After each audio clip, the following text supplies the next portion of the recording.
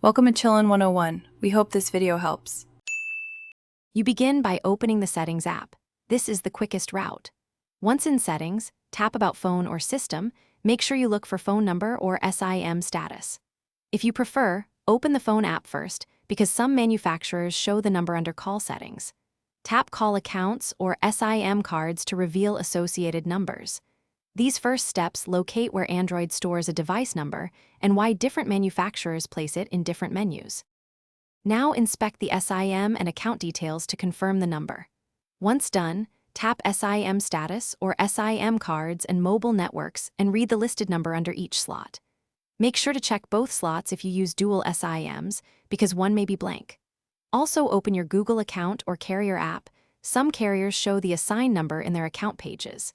This verifies whether the number is stored on the SIM, in software, or at the carrier. Finish by confirming the number across sources so you trust the result. Once you have the number from settings, compare it with the carrier account and any label printed on the SIM. If it's missing, restart the device and reinsert the SIM. This often refreshes SIM metadata. If the number still doesn't appear, note the IMEI from About Phone and contact your carrier.